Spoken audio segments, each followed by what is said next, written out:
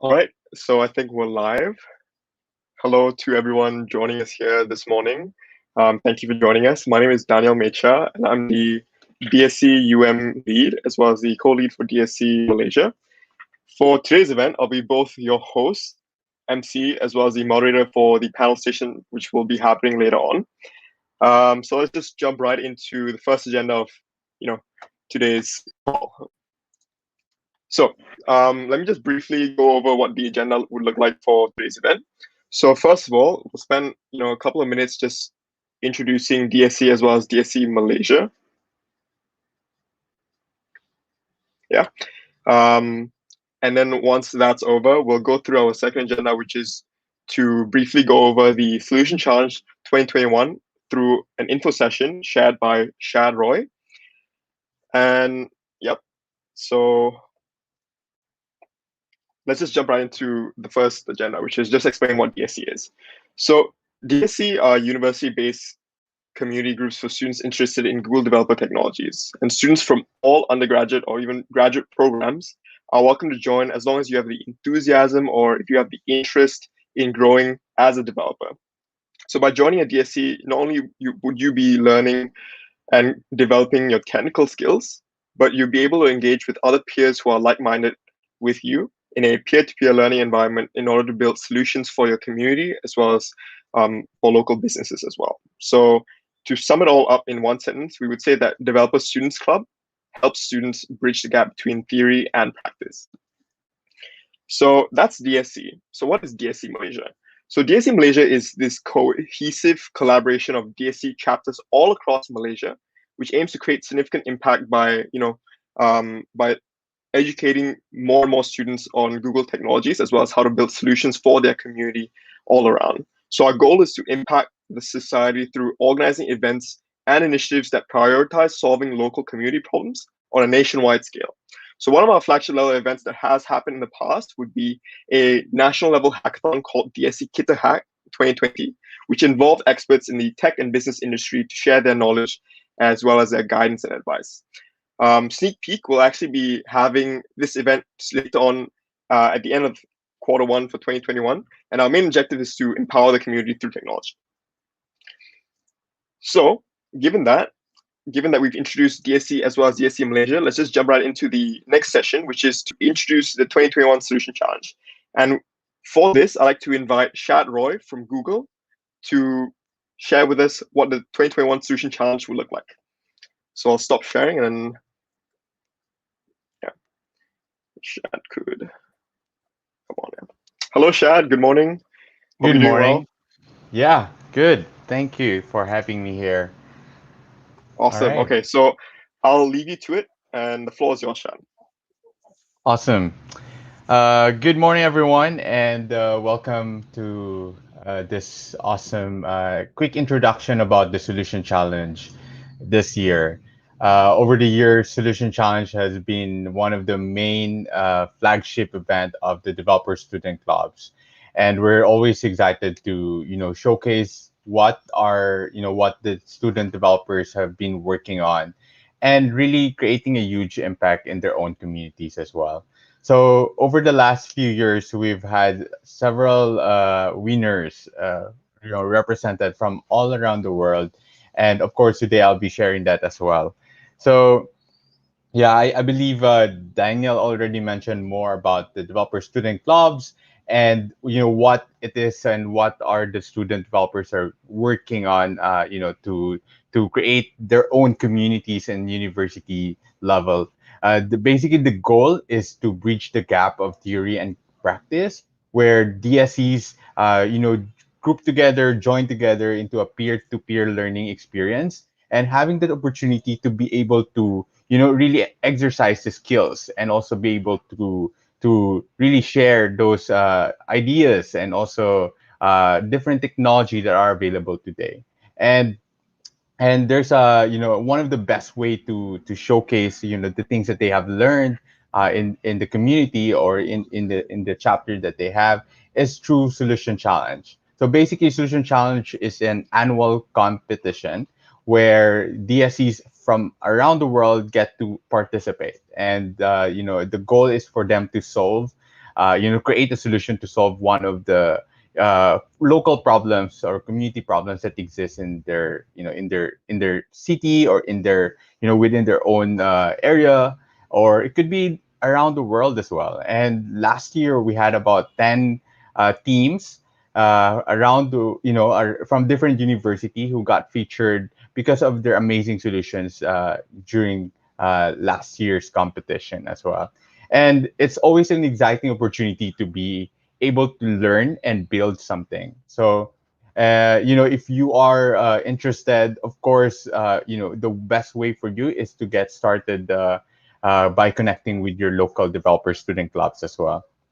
So probably I have a little bit of a question for everyone here who's watching us. Can you share a problem, just to kickstart some ideas that you have faced this week? Like something that you have experienced, that you have had encountered in your daily life. Like any thoughts, any quick answer or examples that you have been experiencing? Yeah, assignment. All right, we have there. Very interesting. Cool. It could be, like, could there be a better solution for that, right? Anything else?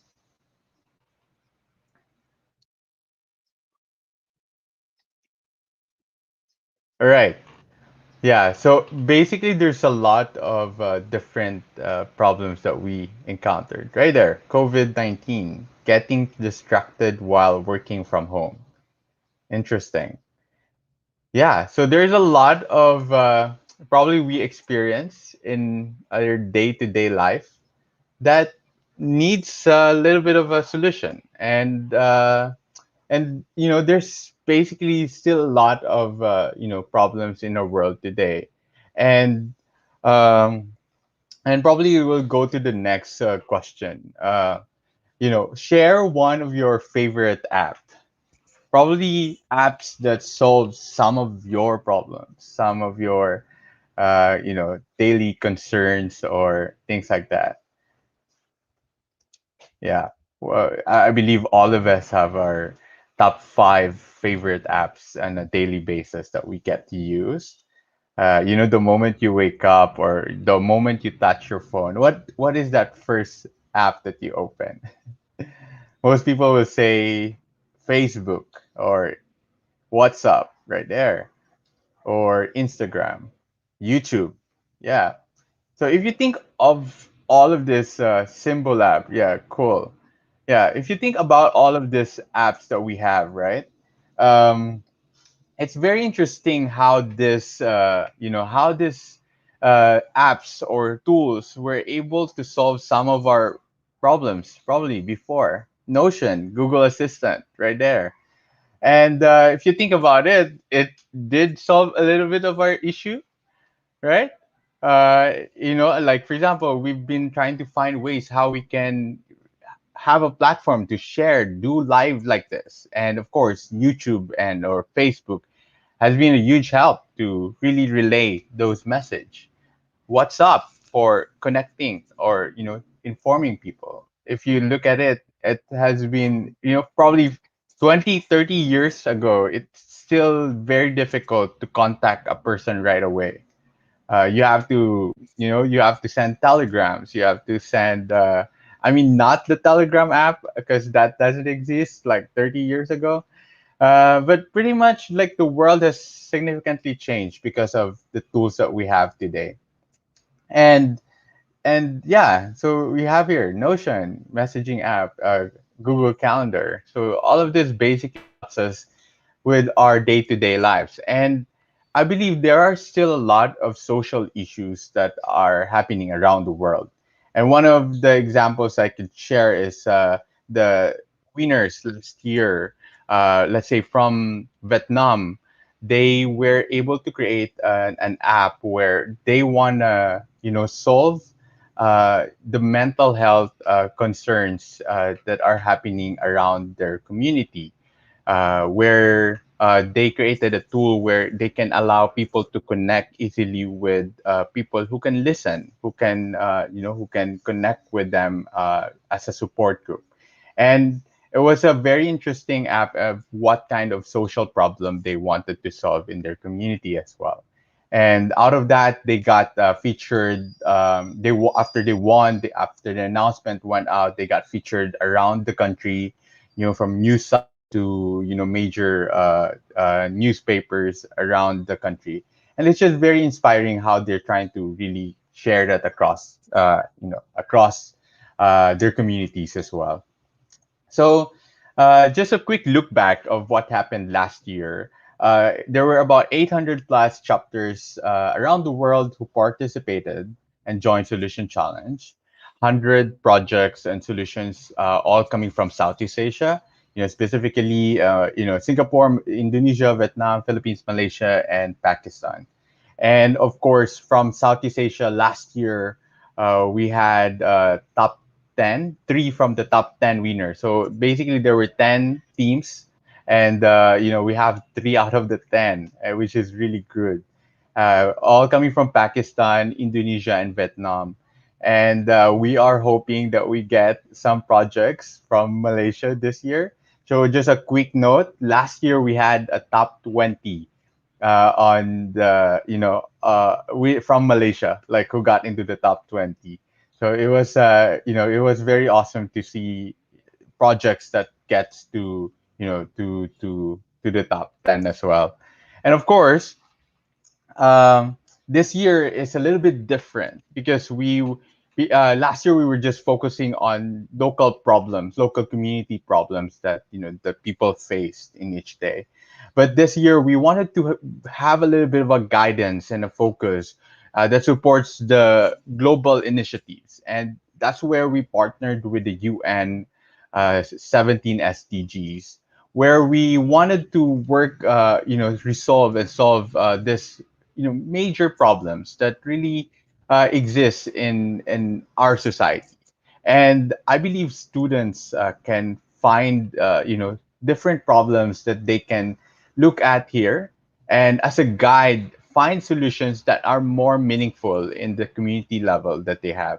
And right now there are over 193 UN member states that aims this as well. And I believe most of our countries who are joining, especially Malaysia, are contributing to these goals as well.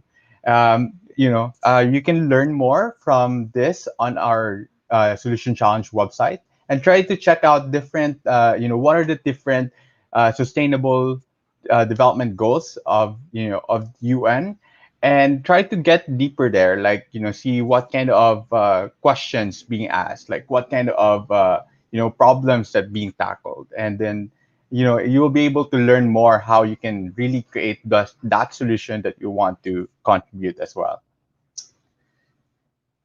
Cool. Here's a little bit of a clip.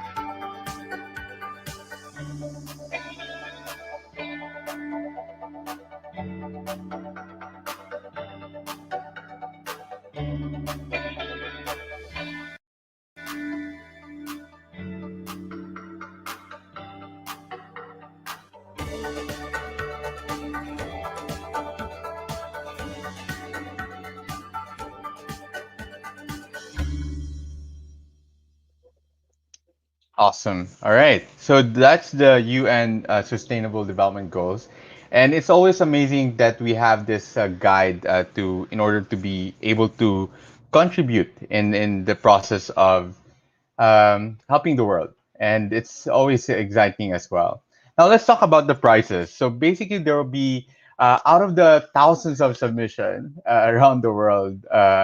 We will have top 50 teams, who will be part of the deep mentorship program, and this is a phase where those who have got into the top 50 will get through and redeveloping or improving their solutions, and helping together with different expert in the industry experts and googlers as well, to develop their pitch and also create those next level solution with with more details of their focus solution and features as well. And of course, out of the top 50, there will be a series of check-ins and of course elimination round where they get to the top 10 finalists.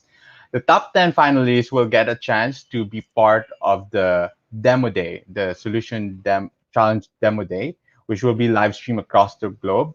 And of course, this is also where the major Googlers as well, to be participating with us and joining us as well to share, some keynotes as well. And the winners will be able to receive additional swag, skit, and also mentorship, and of course a subscription to Plural site as well. And out of that, there will be top three winners after the demo day, which will be receiving some Google devices and a coffee chat with top executives at Google. And of course, they will be featured from different, from Google side, and of course, different local PRs that we have, in your countries, and partnering the solution to grow and scale it as well.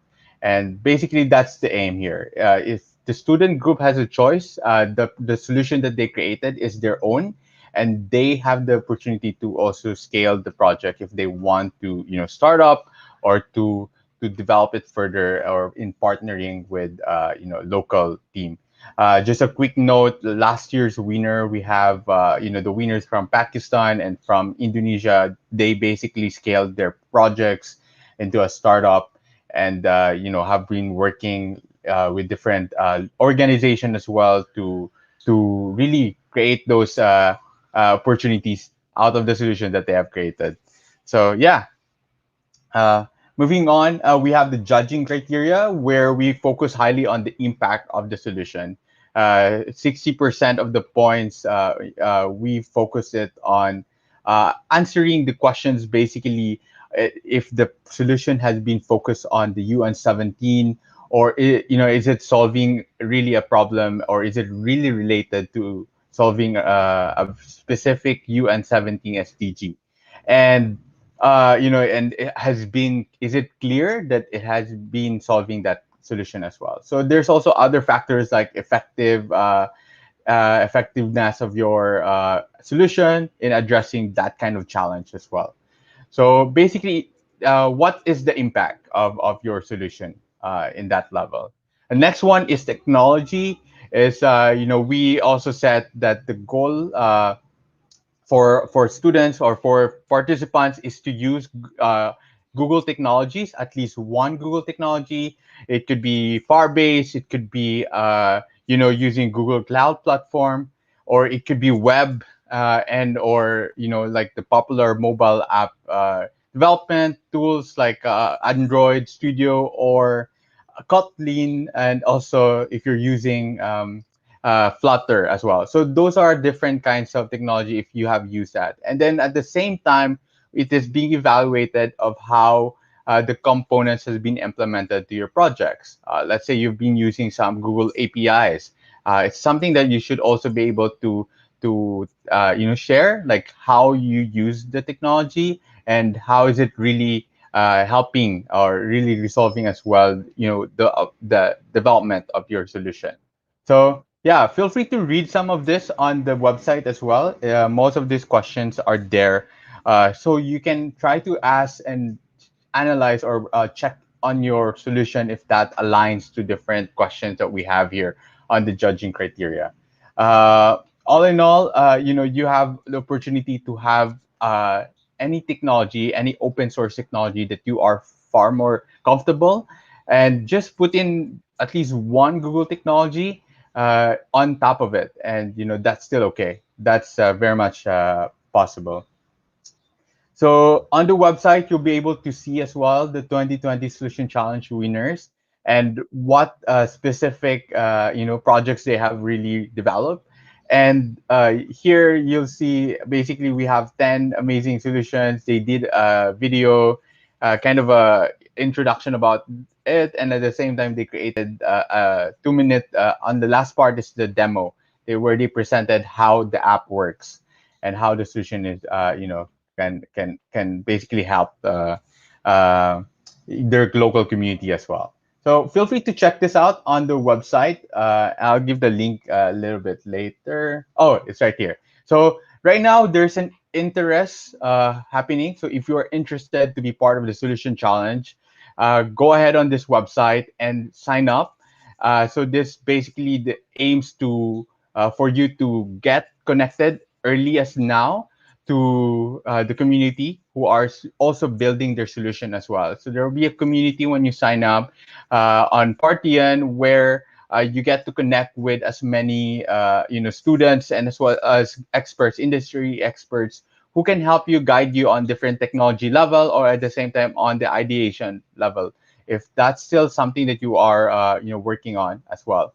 I believe the DSE Malaysia team are also also planning a hackathon. So probably you can also participate and connect with the Malaysia communities as well. So stay connected with all our awesome developer student clubs across the country, and we're always excited for all the solution that you will be building and sharing for this year's solution challenge. Thank you so much. That's for me.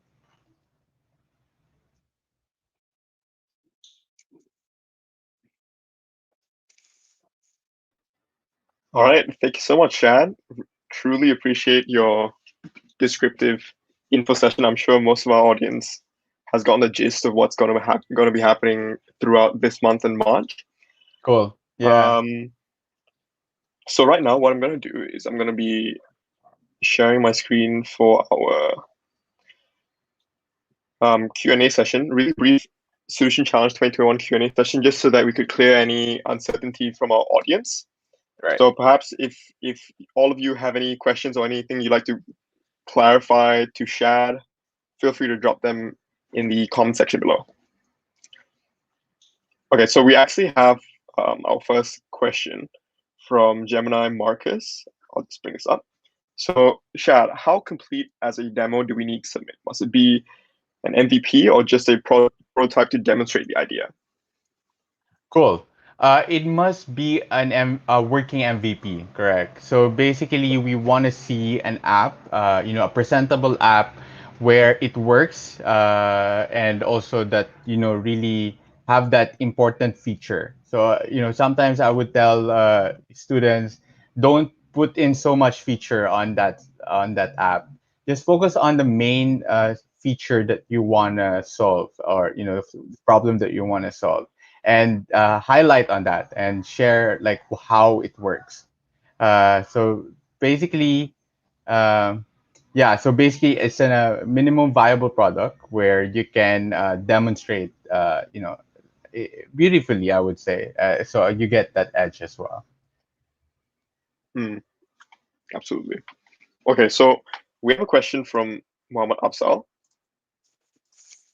So basically, we need to develop an app to help our community. Is that it? Yeah, so basically that's the highlight of this year's solution challenge. It's really solving your a local community problem, and by using technology, by using an app, or it could be any kind of app. It doesn't have to be just a mobile app. It can be a web app, using progressive web app as well.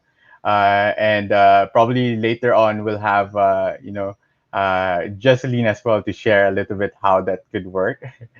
And yeah, so that's there's always another way that, or different approach that they can work on when developing that solution. All right, thank you, Shad. So up next, our next question from YouTube. Is this an individual competition or a group competition? And if it's a group, how many students need to be in a group? Cool, great question. So it's actually both. So you can be one person team, but at the same time you can be a group as well, a team. The maximum number of participants is four in a team, and a minimum of one. That means you can have up to four, and then work together with the team to develop the solution. But last year we have one winner, one person team winner as well.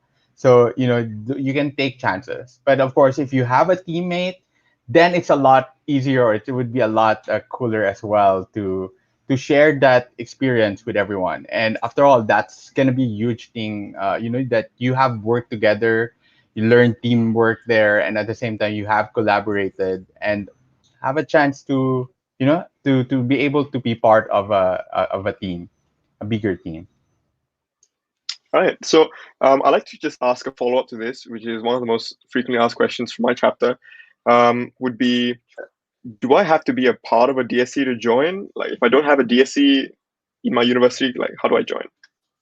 Cool, great question. So right now you have to be part of a developer student club, or at least an online developer student club to participate for Solution Challenge.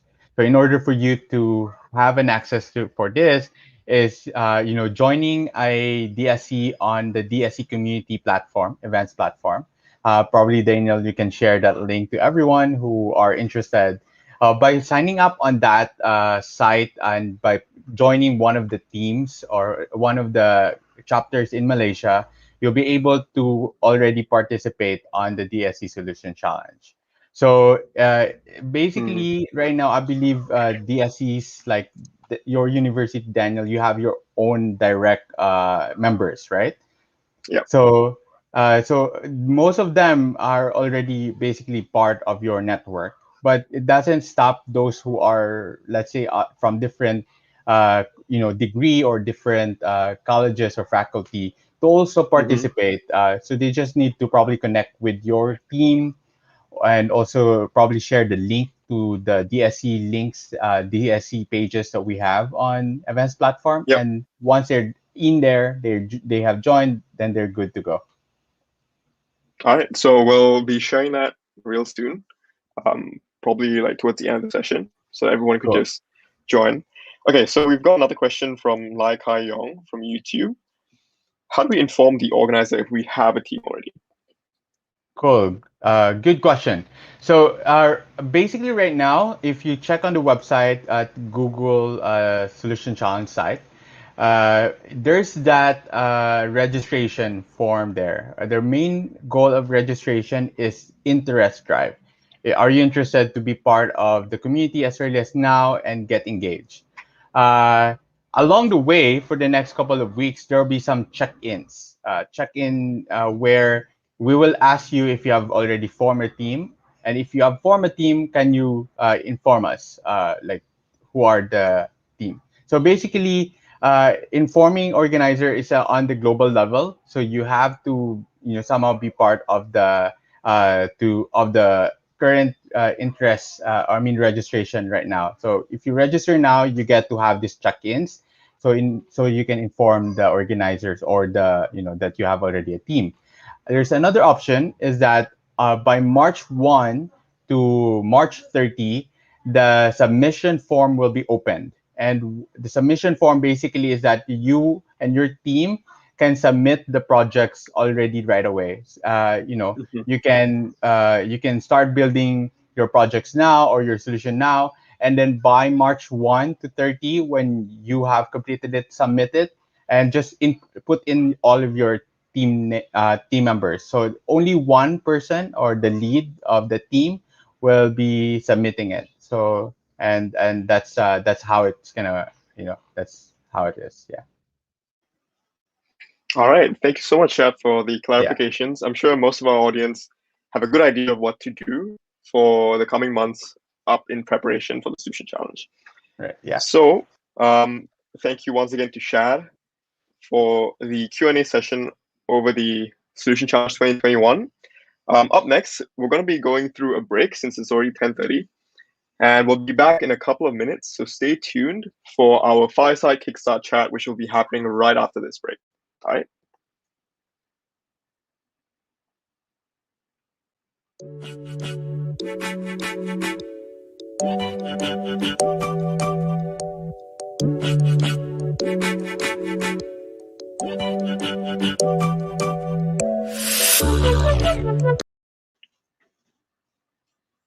Hi everyone, I'm Erica Hansen, and in this video, I will give you an overview of the steps and timeline for the Google Developer Student Club's 2021 Solution Challenge.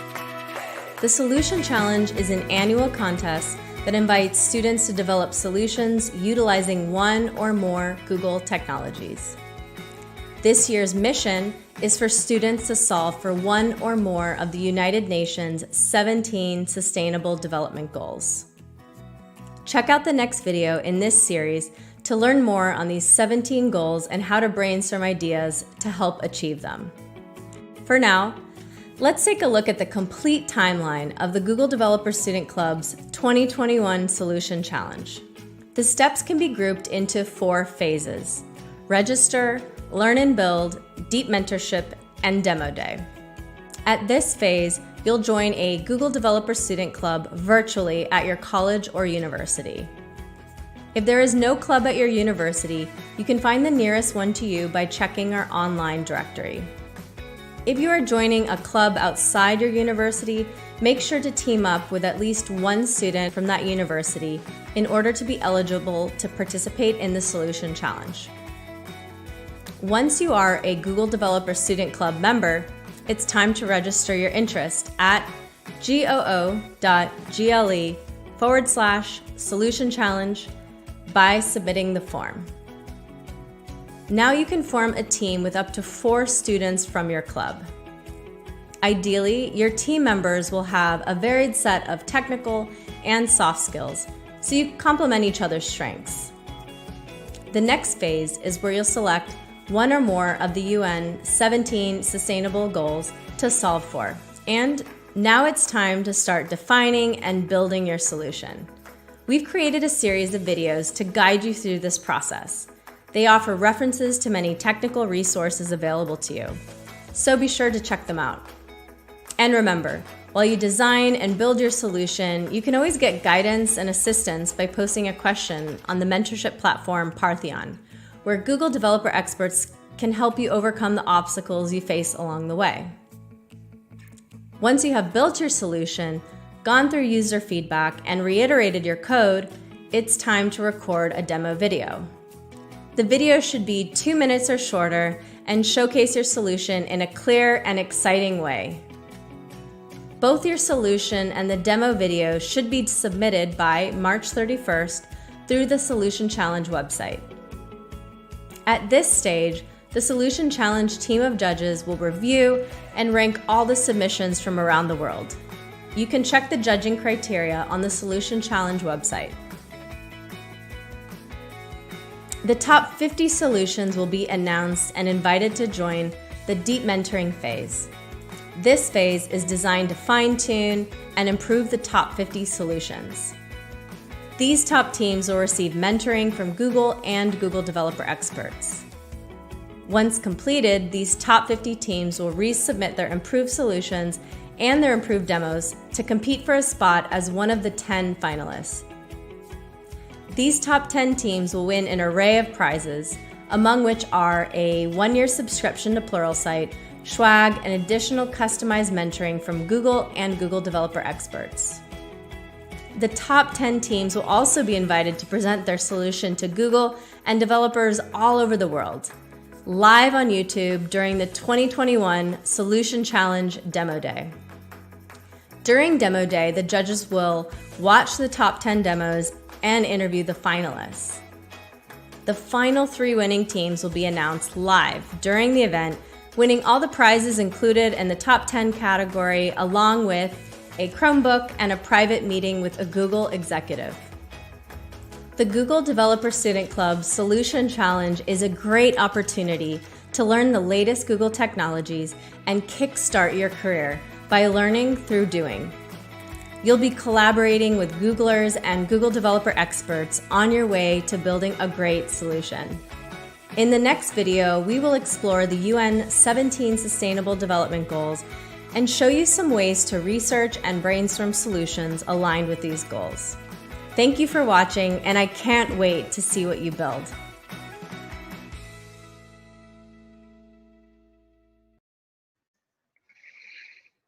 All right, so welcome back everyone to the session. Hope that video serves its purpose. You guys are also informed about what to do and what to look forward to. So right now we'll move on to the much expected agenda of our event, which is the Fireside Kickstart Chat. So before we jump right in, allow me to invite the speakers up to the broadcast as well.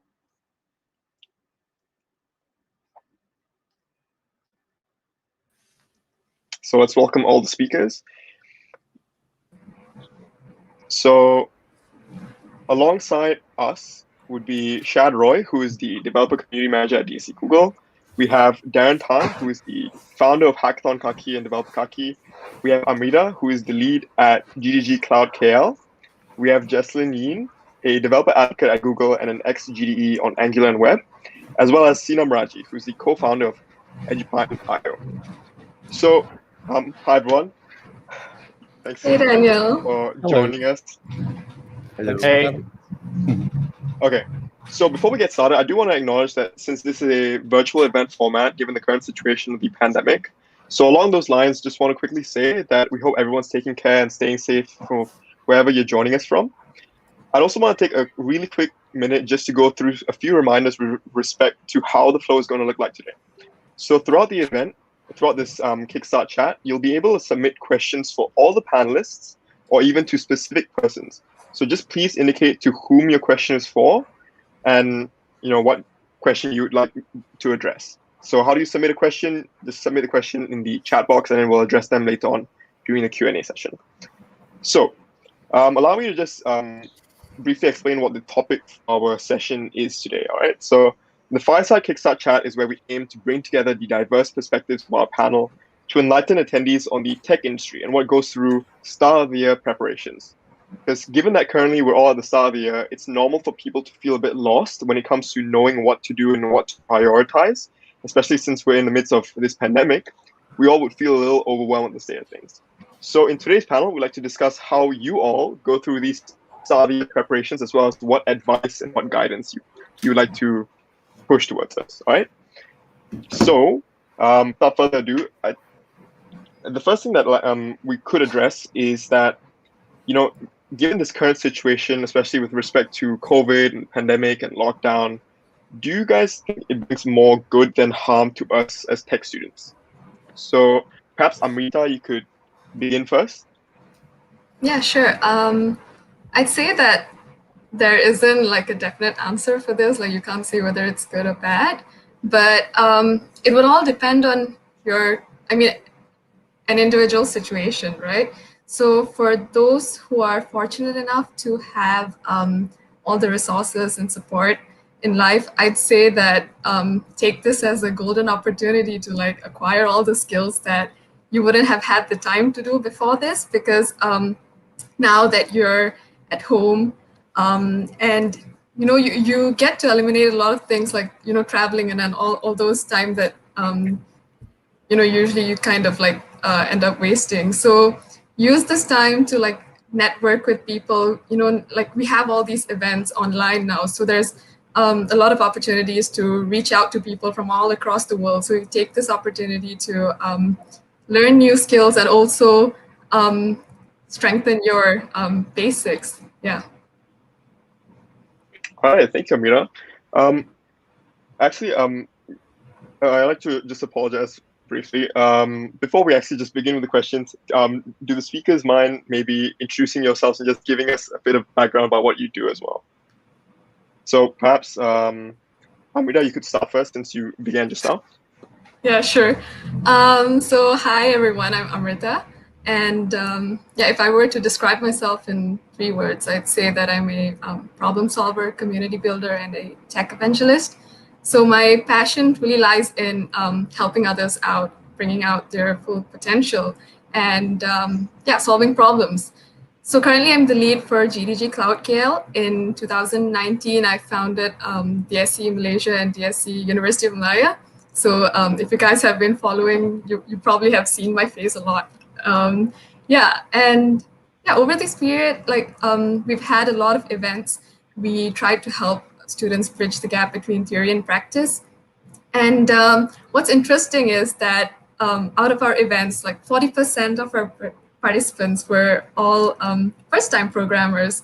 So, these kind of things kind of like keep us going and All right, terrific, Amrita, thank you. Jecelyn, perhaps you could go next. Hi, everyone. I'm Jecelyn. Currently, I work as a developer advocate for Chrome DevTools. So if you have any questions about web development or how to use Chrome DevTools to debug your website, you can post your question later as well. Yeah. All right, thank you, Jecelyn. Sina, would you like to go next? Sure. My name is Sina. It's great to be here. I am a product person. I was working at Mindvalley previously, and before that at Superhands as a product manager. Prior to that, I was a computer science student at UM, where I had the chance to meet Daniel and Amrita, a lot of other their cool friends. I'm currently building a little product for parents and kids. It's I'm very obsessed with education, and I'm always focused on the point at which education and technology intersect. So if you want to chat about future of education, the present state of education, or things like that, I'm happy to chat with you. All right, thank you, Sina. Darren, perhaps you'd like to go next. Sure. Hey guys, I'm Darren. I'm a full stack tech generalist, which means I do a bit of everything. And I'm extremely passionate on combining technology, data, and design to create real world solving problems. Yeah. And I'm a serial hackathon winner with a cumulative of 7 wins so far, and have retired and have been in the community actively to guide and mentor the next generation. And I founded 2 Facebook communities, which is Hackathon Kaki and Developer Kaki. For those of you who do not know these 2 groups, please search it on Facebook and join it now. Okay, and currently I'm working as an assistant manager in Magic in the Tech and Innovations department, where I work on tools and technology that can help the startup ecosystem in Malaysia. Yeah, that's all. All right, thank you so much, Darren. And Shad, would you like to go next?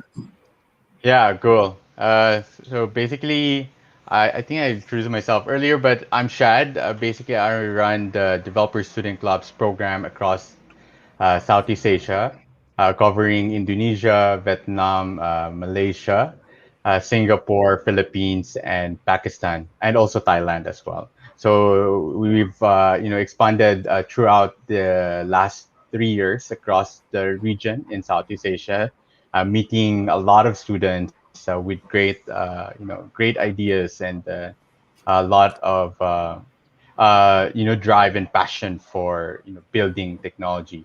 And it's something that I could always share with people and highlight those students who have been really significant in creating impacts around their communities and around their university as well. So yeah, and aside from that, I am I'm recently a dad. So just a quick note, I also tried to explore that part of the parenting side, and still trying to figure out how to be a good one.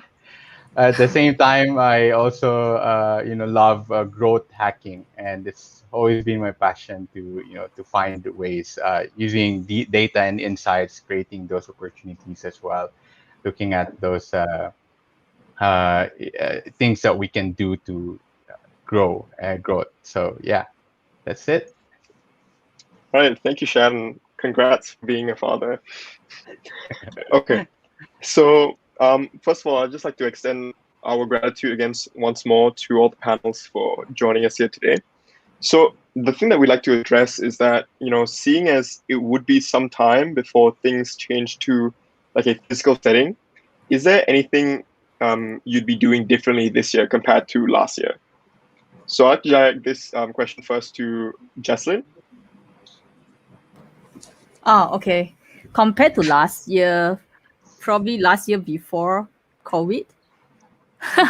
Okay, because actually this year and last year have no difference for me, to be honest, because last year the COVID has also started. So since the COVID started, what I have done differently is a lot of events have been moving online, obviously. Then a lot of developers content, like those content that we want to introduce new stuff to developers. We have been producing online content, workshops, talks, and things like that. So there are less face-to-face event. I think last year I only attended one face-to-face event, which is organized by Darren. Yeah, that's the only one event. Yeah. Yeah. Yeah, Okay. I think this year would be almost the same for me. Yeah. Yeah, quite unfortunate time, unfortunately. What about you, Dan? Is there anything you'd be doing differently compared to last year, at the start of the year, perhaps? What I've been doing is what I would do is pretty much the same, because I've been working from home for the past 1 year. I think 12 months out of 12 months, 8 months is work from home.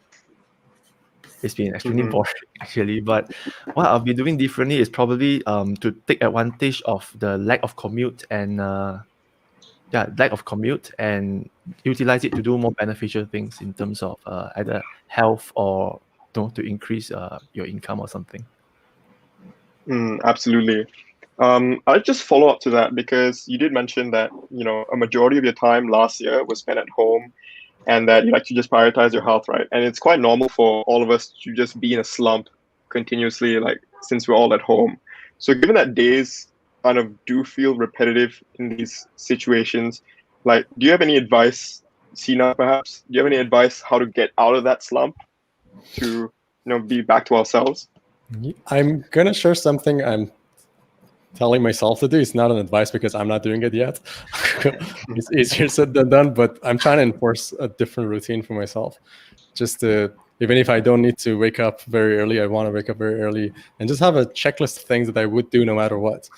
Because I think, when we could go out, there were these experiences that you could have. And now in the absence of all of those, the sort of variables that you have in your home that could match that amount of meaning, it may not be the same. So you need to create new things that can create that old amount of meaning that you were getting. Otherwise, you're going to get depressed. And one thing I'm trying to do, there's a friend of mine who introduced me to this app called Up Habit, which is an app that allows you, okay, this is very extra. I think maybe not everybody would need it, but it's an app that allows you to set reminders and frequency of catch-ups with your friends so that even if you don't see them, you will commit to calling them at some frequency. I'll need that. Yeah, totally. Yeah, honestly, because it's very difficult to just get into habits nowadays since most days just feel really repetitive, right? So, Jecelyn, you like to input on this as well? Yeah, I try to set up some routine that can excite myself. So every morning, so my body weight have been increasing before MCO, but during MCO now, it's actually decreasing, surprisingly, because you just stay at home and eat, right? So what I do is every morning, 7:30, me and a bunch of friends, we have virtual workout session. So 7:30 to 8 something, so that you get so I wake up early and then I have an energetic start for the day.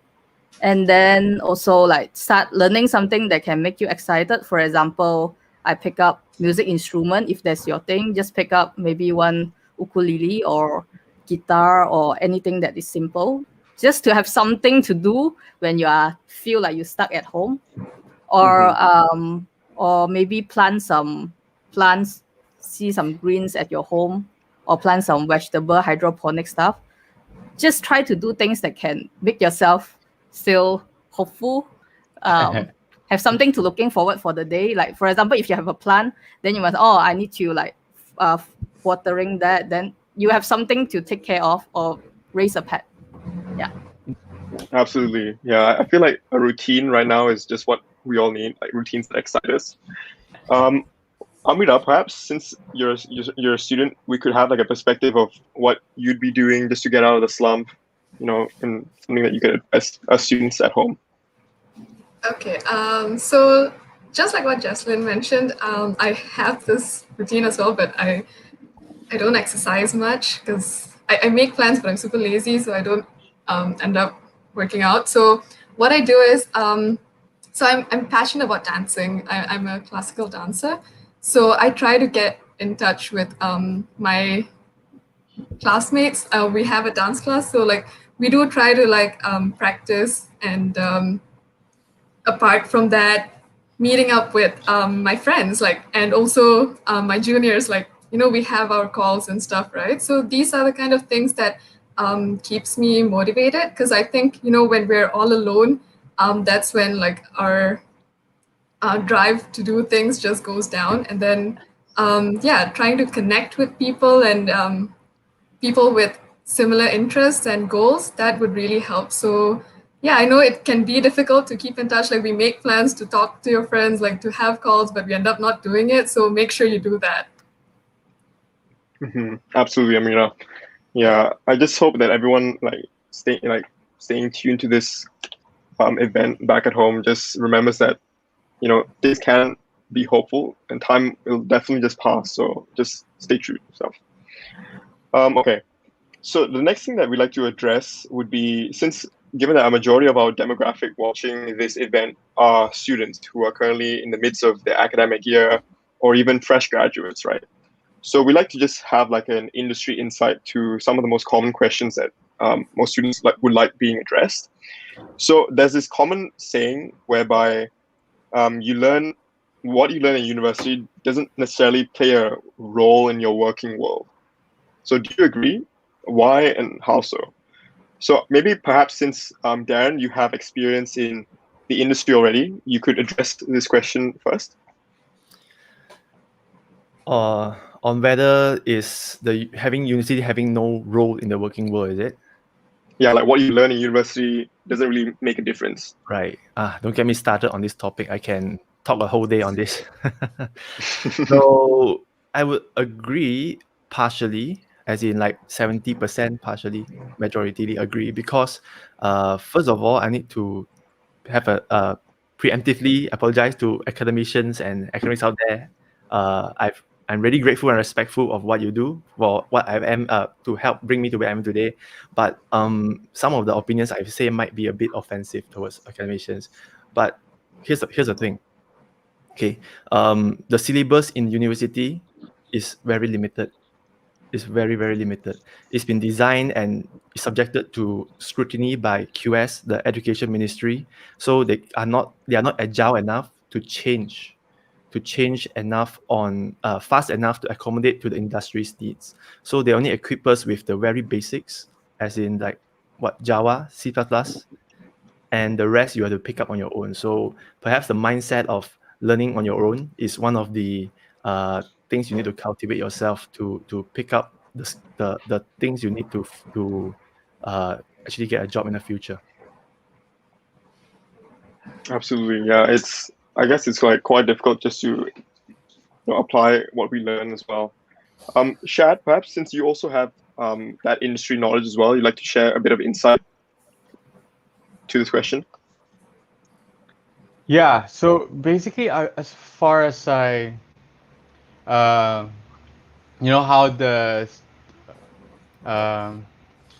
I mean, can you quickly just recap the question, Dan? Okay, so the question was like, there's this common like understanding that whatever we learn in university, like a majority of that can't necessarily be applied to our working role. Do you agree? Correct. Yeah. So I would say there's a little bit of a mix. In reality, a lot of the university focuses on the fundamentals and the basics, and I do agree that those are major factors of of the industry as well, like the basic on how to solve, the process of how solving a problem, or let's say when you are given a programming problem, right? Like how do you do that? And most of the time, you learn this through the courses that we take from the university, the data structure and algorithm, the what do you call this, big O notations and different approaches on development. And I do agree that these are kind of fundamental basics, and we get to learn this as well and apply in the real world scenario. Let's say you're a developer in a large enterprise. Most of the time, you'll be asked about what is the time complexity and space, and these are the cases where you get to understand algorithms in that kind of sense as well. But at the end of the day, there are also a lot of technologies that are evolving and really fastly, changing as well. And now we have the Angular, the React, and a lot of new technologies based on the regional frameworks, and it's evolving almost every day. And I do agree that there's still a lot of gap from the university where we can supplement. That university could have at least leveled up or like catch up to the recent and the latest technology. And and I think having such opportunity would really allow at least the new learnings. I mean, more of a recent industry related courses should be applied in the universities as well. Absolutely. I also feel that most courses are quite out of date. I don't want to point fingers, but I kind of agree as a student. Yeah, Jecelyn, perhaps you'd like to add on to this as well?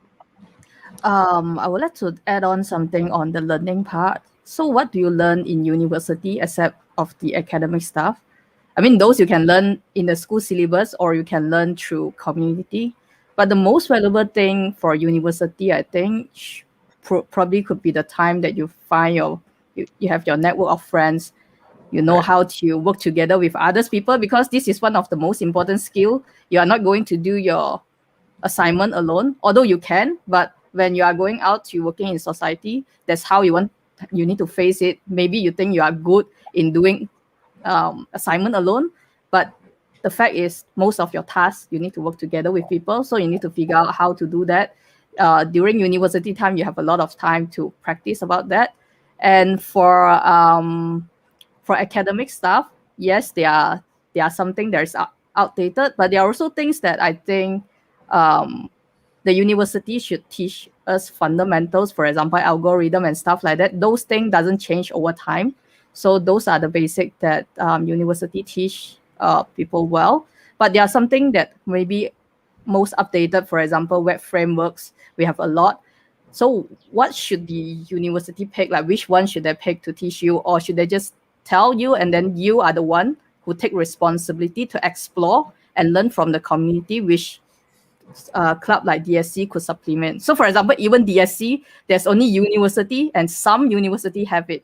If you are not going through university, then probably you don't even know about DSC and then you don't have community to join. Yeah. So partially agree. Yeah. Absolutely. Yeah, I feel like it's the opportunity for students just to take into themselves, just to self-learn, right? And just learn those soft skills that they need for the industry as well. Right. Yeah, Sina, sorry, you'd like to add on to this? Sorry, before I continue, because I'm going to add in Feel free, something yeah. short, relating to what both Shad and Jecelyn mentioned about learning algorithms. Yes, that's actually very true, very, very true. But here's the analogy I always use with my friends. Computer scientists, most of us who enter software engineering takes computer science, right?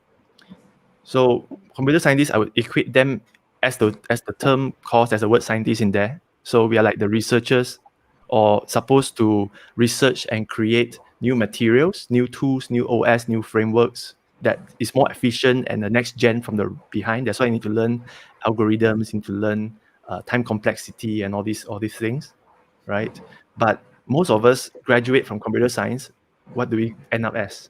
Well, what do most of us go to? Web development, mobile development, data scientists, and so on, which actually do not utilize much of these skills. We are the users of those frameworks and tools, and I would equate that like construction workers who uses the new construction materials that the researchers or scientists created to build the construction. Not that there's anything wrong with that, just that I feel that going through 3 years to learn how to be a researcher and ended up as a construction worker that builds products is a bit of an overkill. And that's why right now in the recent years, a lot of coding boot camps have mushroomed everywhere around the world. Yeah. Right. This one, if it's a debate, yeah.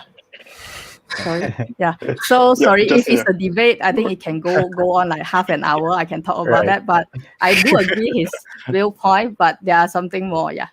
I do agree, but I do agree with that. Yeah, perhaps Sina, I'd like to just input before we just move on to the next thing.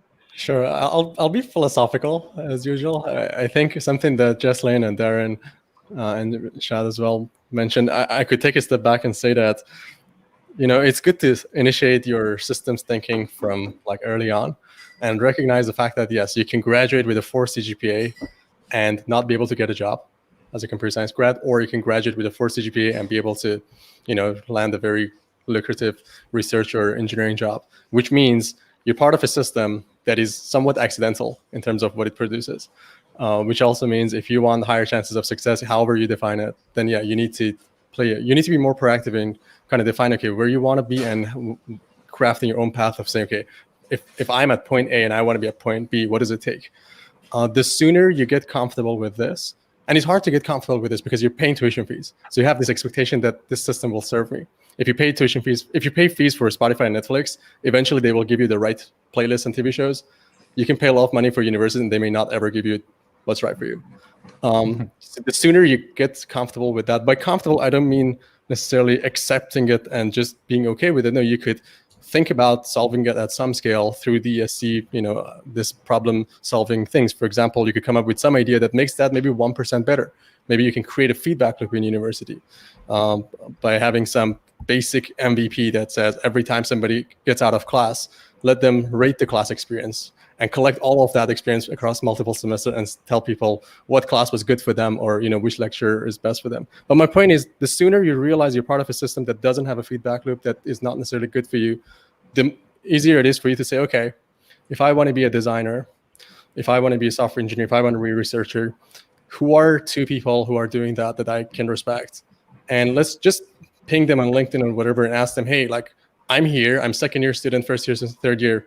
What do I need to know to be able to do well at your profession? And build your own curriculum and try to learn and try to see university as just another tool that gives you knowledge, like Coursera, like Medium, blog posts, like whatever else. Except you may argue, well, Coursera doesn't steal 40 hours of my time per week, which I think is fair. But there are ways of minimizing your time as well. Honestly, when you look at A students and C students, they spend the same amount of time. It's only the B students that spend a huge amount of time and sadly get B. But A and C students spend very little time and they still get A. And that's because they have different ways of approaching. So if you can tap into those and learn more, you can really minimize your time and kind of just take charge of your education. Absolutely. I feel like that's actually a good insight as well, since we should, as students, make things a lot more personalized to what we want, and just figuring that out as soon as we can just makes things a lot better for us in the long run, right? Okay. So the next thing I wanted to address, since we're on topic of like students and what they can do for their career in the long run, right? Perhaps you could like receive like a student perspective as well as an industry perspective to this. I'd like to just address or just ask, like, what are the kinds of promising traits that students should focus on fostering for the long term? Perhaps Amrita, since you're a student, you'd like to just share your experience with this. Yeah. So what I've observed this 3.5 years of being a student is that unless you be proactive, things are not gonna just come to you.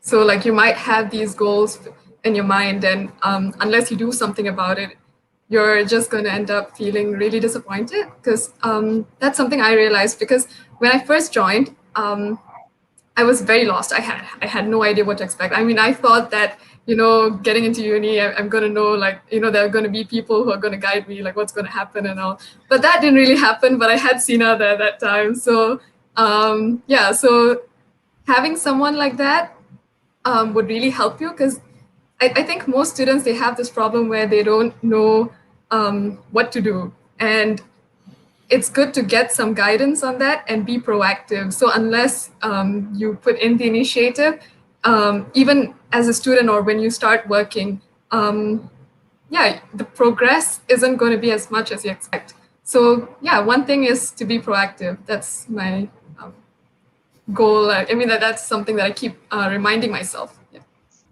Right, that's a brilliant takeaway. Thank you, Amrita. Anyone want to add on to this? Perhaps Shad, you could provide your input as well. Yeah, I think working with students for quite some time now, it's really, I think one of the things that I would always look at is how, I think one would be really how they're proactive with the things that they want.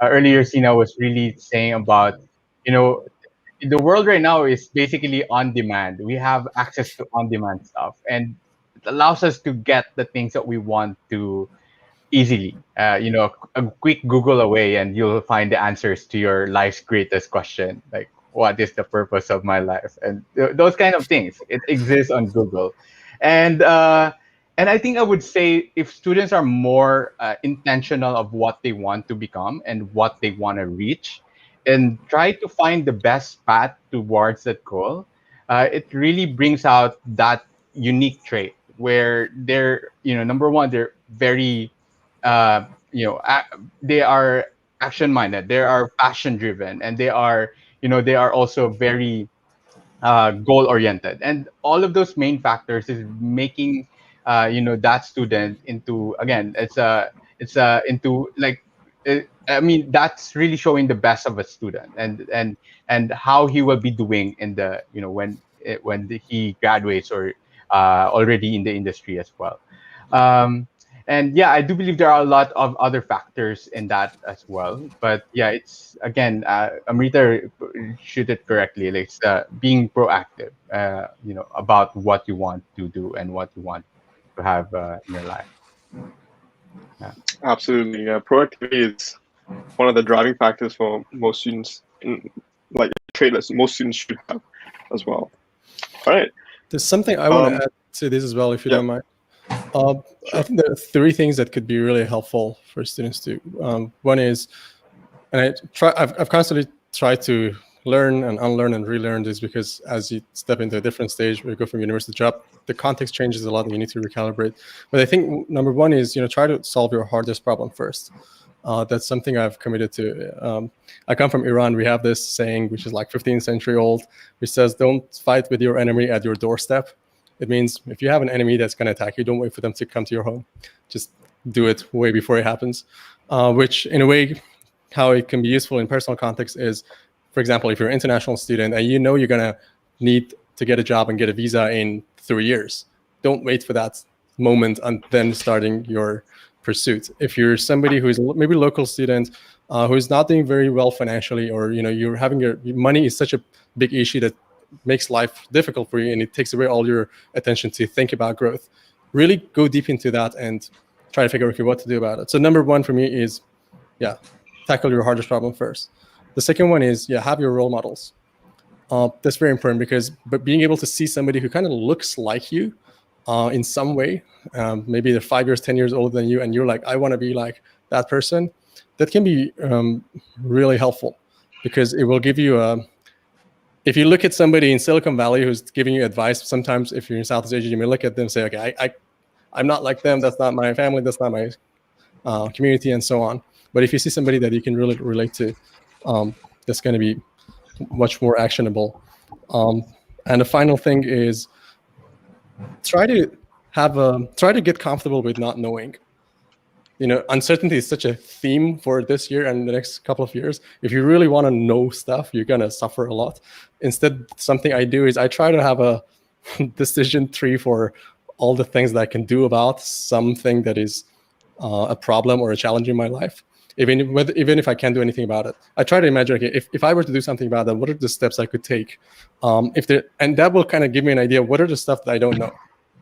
And I either try to then ask people, or, but just having a blueprint for these uncertainties, you can be less stressed out about them, and you can, I think, deal with them again more proactively, instead of waiting for the moment, just ignoring this big scary thing, and then in the moment you panic and make some bad decision. Absolutely. Honestly, that's brilliant advice. Thank you for sharing that, especially, tackling the problem way before it comes. I feel like that's something we should definitely focus on as well as students. Yeah, hey, I want to add on to what Sina said. I think one of the things you mentioned resonates with me, which is mentoring. Yeah, I know Sina personally, and he has a lot of mentors. He goes out there to seek mentors. So one of the things I emphasize here is to perhaps illustrate you a difference between a person with mentor and without mentor in perhaps career, personal, or even in life generally. Okay, so example, let's say a fresh grad with only doesn't have a mentor. He just proceeds on with his corporate ladder life, and he'll be growing at a very linear rate of career progression every year. And perhaps, what's the goal of us going to IT? What's the goal of us to work at the end, right? Is to actually achieve a certain amount of income to achieve our financial goals and be financially free, or at least independent, right? So why not, instead of just depending on academicians or lecturers who might or might not have the experience of doing IT in real life and actually climbing the corporate or career ladder and achieving that specific financial goal, go out there, look for a mentor that has done it. Okay, how can someone who has not done it teach you how to do certain things, right?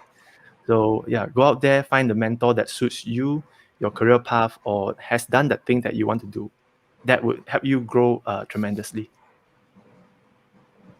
Absolutely. I feel that, one thing that usually most students are doing is that they don't really have like a sense of direction. So I feel like, especially with a mentor at hand and at bay, at the very least, it's someone to guide them right in that process.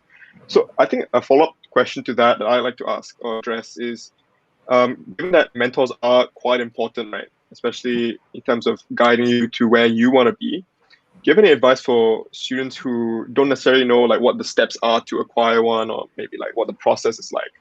Since a majority of us may be introverted, they just don't know what the steps are. Perhaps Jecelyn, you'd like to address this? What's the question again? Can you repeat? It's more like how would the process be like for a student acquiring a mentor? Okay. So for me personally, I do not have mentor per se. So probably I skip this question. Yeah. Ask Sina. Okay. Sure. Yeah, I could ask. So I think that the point about introvert and extrovert is very good. That's a good point to start. And let me just not talk about the scenario in which you're an extroverted person, because if you're introverted, or maybe that's very mean. Okay, I'll tell you a little bit about how to do it if you're introverted, but 80% of my short answer will be, okay, if you're an introvert, the good thing is that right now, because everything is happening remotely, you can jump on a call with somebody and keep your camera off. So that would be the easiest. They won't see you. You can just chill. But jokes aside, usually a lot of people who want to seek mentor, the entry point of it they may find the entry point difficult because they're like, I don't have an initial question, or I don't have a specific question that I want to ask this person, or I don't know what I want, and things like that. And I think that itself is a starting point. You can tell someone, hey, like, I don't know how to be navigating life or my degree or whatever else. And especially if that's a person who has done a decent job at doing that, chances are they're going to ask you a bunch of questions. And through that conversation, you're going to learn a thing or two. And when you continue stuff like that, you learn more about yourself, and you learn more about the sort of people you're comfortable with when it comes to mentorship. Some people might be too assertive for you. There are some friends of mine, close friends, who ask my opinion and stuff, and I tell them, they're like, oh my God, you're like too assertive. You're telling me what to do. And I'm like, okay. But then I introduce them to my other friends who might be kind of like more chilled. So then, my introverted friend may prefer that sort of personality. But the key is for you to, again, recognize uncertainty, admit it, be very comfortable with it, and tell somebody, hey, I don't know things, and like, where do I go? Yeah, to add on to that, I think you can share some platforms that the students can use. I mean, to look for dates, we can use Tinder. How about for mentors? I think there's one called Future Lab. Yeah. Students can try that out. How about others, Sina? I think you can definitely use Daren's developer Kaki. Okay, this promotion is not like paid or planned, by the way. It's accidental. But how I recommend, and recently I wrote a post on developer Kaki, which a lot of people seem to like. And I said, try to pick up a piece of paper and write down a list of things you're curious about. The thing about curiosity is it's very intrinsic. You don't plan it, right? You can be curious about plants. You could be curious about computers, about music, anything. Write down a list of that. And then go to LinkedIn or in your circles, find a bunch of people who are very deep into that thing you're curious about, and message them on some platforms that they're present on, and say, hey, I'm interested in this. I have no skills, no nothing. I'm just curious. Can I jump on a call with you for 30 minutes? And just ask them maybe 2 or 3 questions from them about them. The thing is, most people who are, 30, 40, 50-year-old people who've been doing something for 10 years, 20 years, it's not very common for some kid to come and ask them for a question like that. So when you do, they will actually be very open to telling you more, and even being open to a monthly call with you. My mentors at this point, or I would say coaches, are people who are either CEOs or CTOs, or people that I can see myself wanting to be in 10 years. And I kind of have like once a month or once in 2 months call with them. And we jump in a call, I ask them, okay, how are you doing? And they're like, well, my business is raising this much money. I'm like, oh, cool. What's the biggest thing on your mind? And they're like, well, hiring and so on. And they ask me, what is the biggest thing in your mind? I'm like, well, I'm broke. And then we talk. And we're very different people. But, by having that initial connection, they give me some path to navigate my life and career. And sometimes maybe I hear them out. which may not be something they get a lot because they're surrounded by a lot of people like themselves. Yeah. All right, thanks, Sina. It's less about platform to me. It's more about finding those individuals and your curiosity. Because the moment you know that, then you can find the platform. It's LinkedIn, Instagram, Facebook, so many. Yeah, Agree. Yeah. So there are actually, Totally. just to add into that one, there are a lot of ways for you to find a good mentor. One way is, be a conversationalist. Find a way to, talk, and be open to learnings. I think that's one major thing that you have to keep in mind. To connect still, you have to be more proactive of the mentorship, learning from people. I always have this conversation with several people as well before. When you have mentors, you gain new knowledge that they have experienced, or probably they have they have failed, or they have solved, or they have those kind of experience that they have shared. And that, so you can also try to avoid those kind of difficulties, or probably those failures, gaps that have happened in their experience before. And again, that's a new knowledge for you. And basically, if you have 100 mentors, let's say, or people that you have talked to, at least had a conversation with, shared stories with you, you'll probably gain 1,000 years worth of knowledge altogether, and will make you a little bit smarter with some of your decisions in life, some decisions that might affect the next steps of your career. And yeah, and it will really create a significant support for you as well. And finding the right mentors is also another thing. Having conversation with people who you want to become is also a very great thing. So yeah. Yeah, to summarize to add on what Shad has said, this reminds me of a Greek saying, actually, a Greek metaphor, standing on shoulders of giants. Yeah, which means taking the understanding of major thinkers, people who has gone there in life, to make intellectual progress on yourself, either by picking up a book, reading what they've written, or find a mentor, right? Absolutely. I feel like just having that genuine curiosity, just to sum up as a takeaway, is something that most students should be having, just so that they could, further what they should understand, like for their careers, right?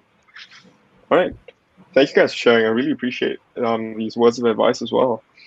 So I feel like the next thing that could be followed up to this is that, so as students, what do you think we should be focusing on in terms of, transitioning from being an academic to being someone who has a career in the industry? Perhaps, Jecelyn, you could answer this. Okay. So one of the things that I think is important is focus on learning, focus on adaptability, like how you, because technology change over time, you need to get ready when probably the things, the web framework, for example, that you learn now might be obsolete. You always need to be ready and stay up to date with some of the news. For example, subscribe to some of the newsletter, follow Medium to follow up with the current trend. I think that's one thing that's quite important. Always polish your skill. Yeah. All right. Thanks, Jecelyn. Amrita, I'd like to add anything towards this question.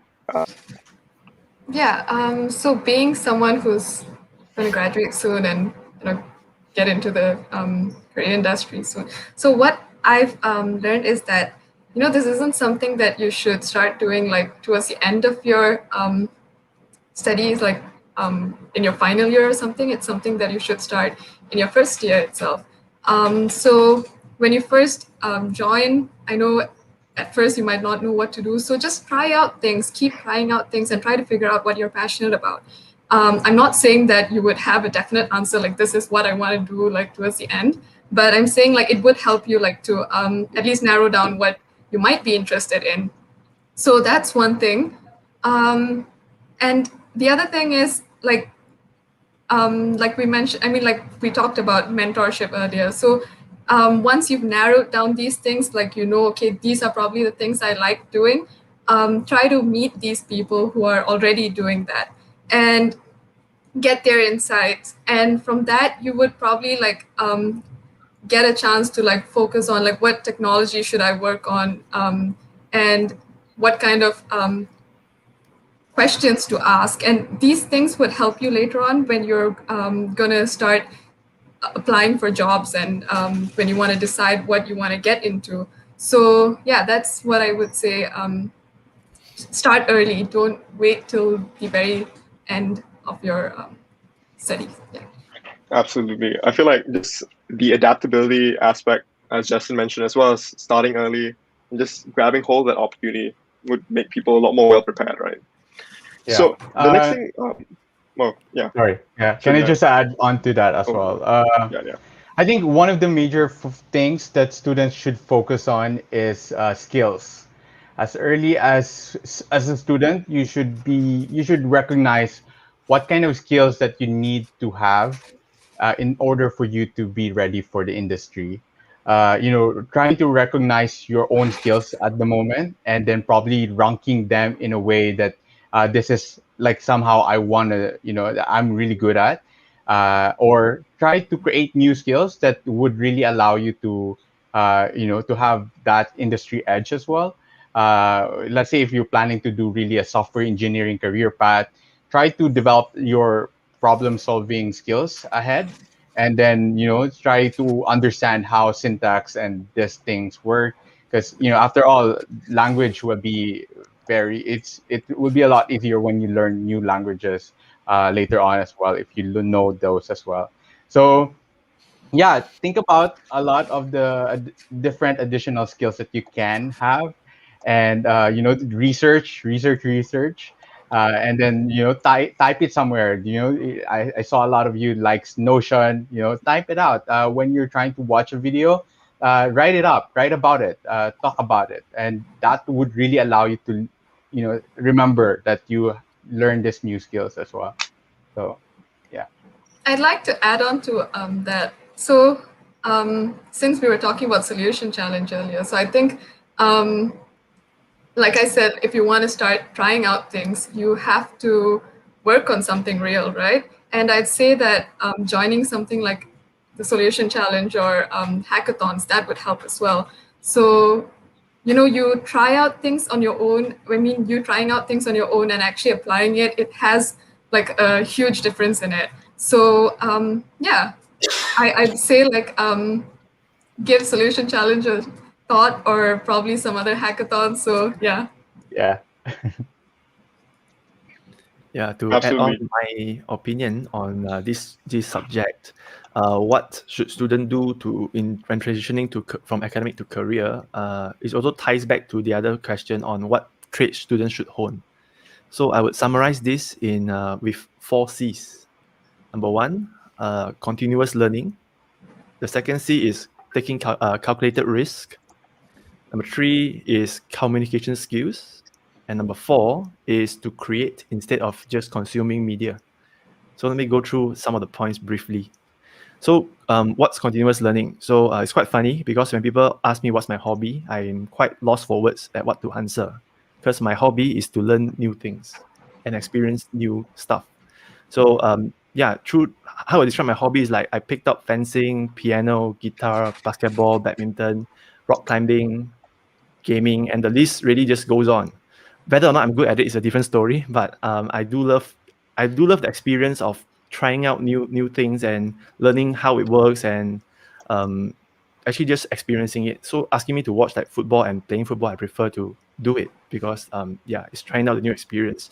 And continuous learning, right? This trait has waterfalled down to my career, where I chose from, I think, 4 years ago when I got introduced to this term called the T career path.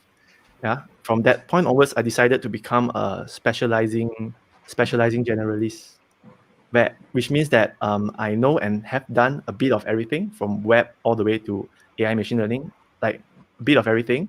But at the same time, when I need to deep dive into specific skills or specific knowledge, I have the ability to deep dive into it and master it in a short time to apply it. Okay, so that's the benefit of having continuous learning. Second thing is taking calculated risk. So every decision has risk that comes with it, and it's very important to learn to take calculated risks in your life. Okay, do a lot of research before you do the decision to minimize your mistakes or the risks, right? Anticipate the mistakes, what to do if certain things happen, what's your backup plan, right? Set checkpoints and goals, and be ready to pivot when things do not go your way, right? And because it really goes down to example, one instance of calculated risk I can share with you is that upon graduation, majority of your batchmates, they will proceed with the normal path, get a good job, climb the corporate ladder, or just do 9 to 5. That's it. End of story.